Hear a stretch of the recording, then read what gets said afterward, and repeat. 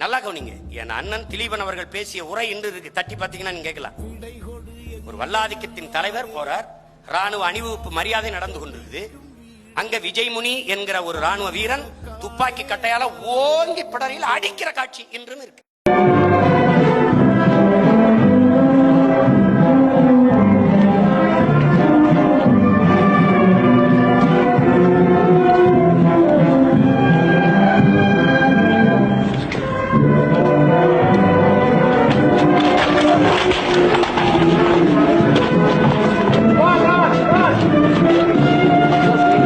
சிறந்த தேச குடிமகன் என்று அறிவிச்சிருக்காங்க விஜய்முனியை, சிறந்த சிங்கள குடிமகன் என்று. அப்போது அண்ணன் திலீபன் பேசுற, அருமை தலைவர் ஐயா ராஜீவ்காந்தி அவர்களே, ஒரு மிகப்பெரிய வல்லாதிக்கத்தின் தலைவர் நீங்கள், அதிபர் நீங்கள்.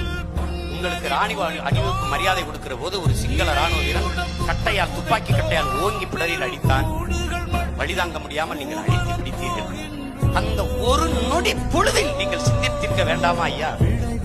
இவ்வளவு பெரிய தலைவன் நம்மையே இப்படி தாக்குகிறார்களே, அப்பாவி தமிழ் மக்களை இவர்கள் எப்படி தாக்கி இருப்பார்கள் என்று ஒரு நொடி சிந்தித்திருந்தால் இவ்வளவு பெரிய வரலாற்று பிழை நிகழ்ந்தே இருக்காதே.